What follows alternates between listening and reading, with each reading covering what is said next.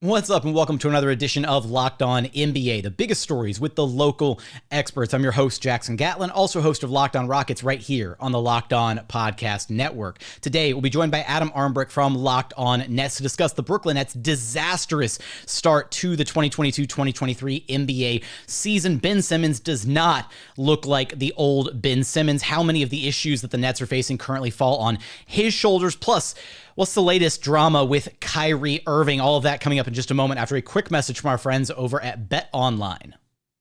BetOnline.net is your number one source for all of your football betting and basketball odds this season. Find out the latest player developments, team matchups, news, podcasts, and in-depth analysis on every single game that you can get your hands on. As always, BetOnline remains your continued source for all of your sports wagering information with live betting and up-to-the-minute scores for every single sport out there right now. You can go take a look at BetOnline to see who the odds-on favorites are for the NBA championship this season. Right now, the Milwaukee Bucks leading the way at plus 550. Got the Boston Celtics right behind them at plus 575. Golden State Warriors in third place at plus 700. And then rounding out the top five, you have the LA Clippers at plus 750 and the Phoenix Suns at plus 1,000. So for all of those odds and more, be sure to visit betonline.net to learn more about the trends and action available to you. BetOnline, it's where the game starts. Joining us now is Adam Armbrecht from Locked On Nets. You can follow on Twitter at Adam Armbrecht. Adam, this 1-5 start is probably not how the Nets wanted to get this season underway. Currently 15th in offensive rating, so middle of the pack. Second worst in defense, though, through a handful of games. 29th in defensive rating.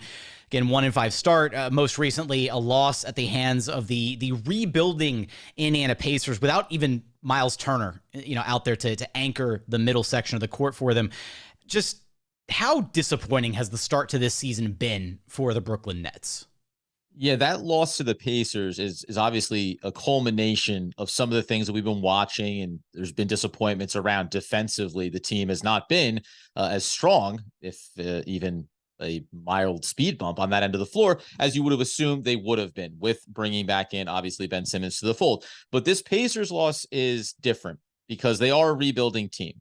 They're not supposed to be competitive. And if you go back and look at the first 5 games, all those teams are playoff teams. The Nets are trying to figure things out. Kevin Durant, Kyrie Irving playing at a high offensive level, so you can kind of check some of these boxes. Ben Simmons doing some good things defensively. But overall, communication isn't there. Intensity hasn't necessarily been there. And then ultimately, when you just look at the roster, you're too good to be 1-5 to start a season. And you're certainly too good to be losing a game like that to the Indiana Pacers. No disrespect. Talk with Tony East from Locked On Pacers the other day. I get the process they're going through, and I respect them for it. But you got to sweep these 2 games, losing the first one right out of the gate. Just disappointment, and certainly not what this team thought they were resetting the timeline for coming from the offseason into this regular season. Yeah, the Nets will have a chance to kind of redeem themselves in part 2 against the Pacers here.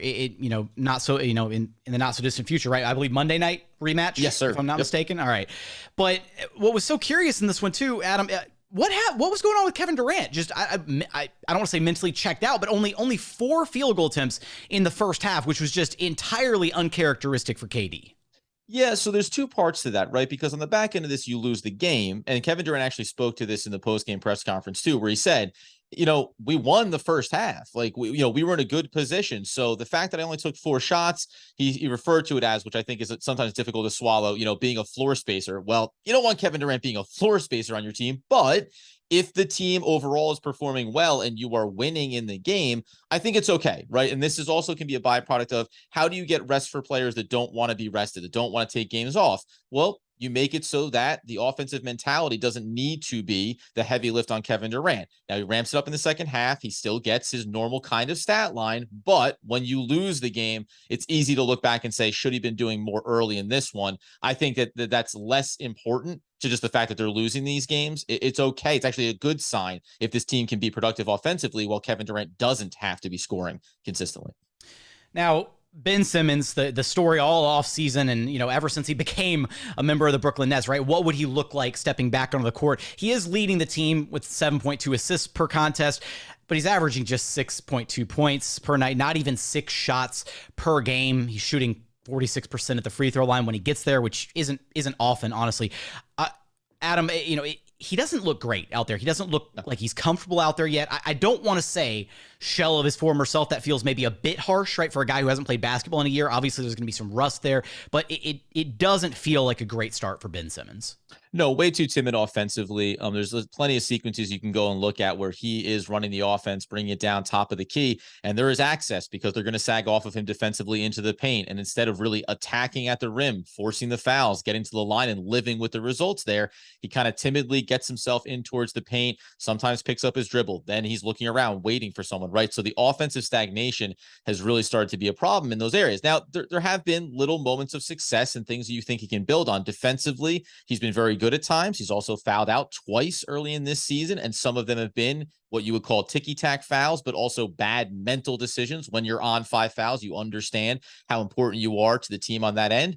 I want to give him leeway. There's a lot of guys. We saw this in the Pelicans game for this team when they tipped off. Zion Williamson coming back on the court for the first time in a long time. He looked fine. Like, he didn't look like he had any rust on him, right? So patience, I think, is warranted when it comes to Ben Simmons. And also, he needs to start to show this here as we work towards 10 and 15 games into the season. Because if he's not going to be a downhill attacking offensive weapon, now you have to think about, what does it look like when he's paired with Nicholas Claxton on the floor? Are we going to make new rotation adjustments here? And who do we have to pair him with to try to guarantee some success? They can do that, but it's going to look different than I think what the template was coming in.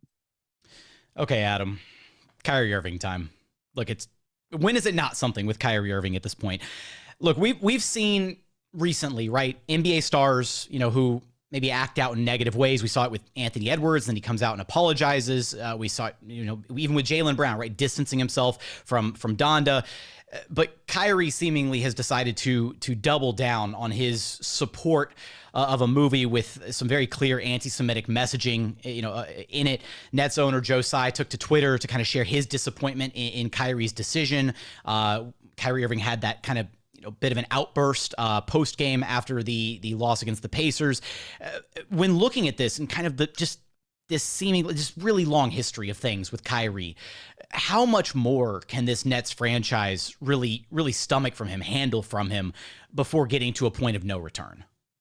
This might be it, right? And it might be it for a myriad of different reasons, let alone the content of it. There have been times in Kyrie Irving's career, especially just as a Brooklyn Net, let's not even go total career. Since he's been a Brooklyn Net, there's been a lot of instances where there's been frustration from the organization, where he maybe says or provides a sentiment that catches people off guard or raises an eyebrow. It's never been something as egregious as what he's referencing to here in his social media post. And then, as you mentioned, doubled down in the post-game press conference.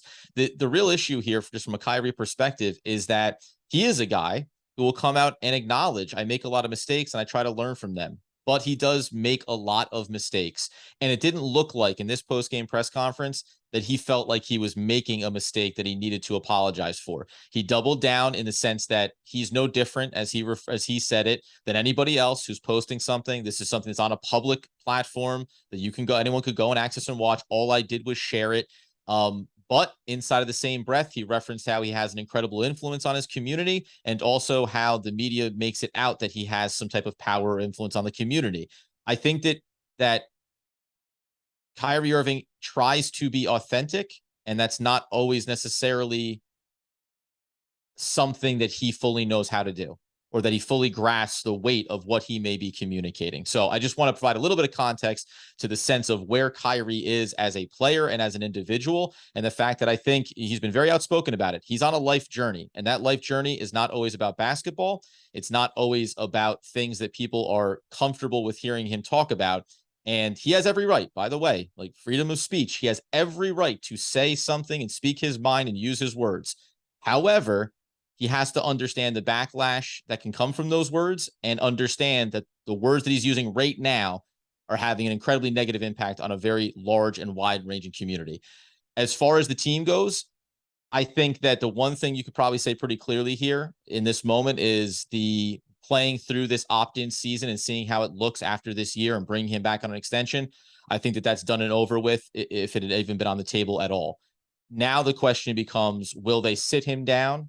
Would they possibly suspend him? If they do that, he is the vice president of the NBAPA. They will come to bat for him. That's the role of the NBAPA, regardless of what the subject matter is, or the content is of the controversy.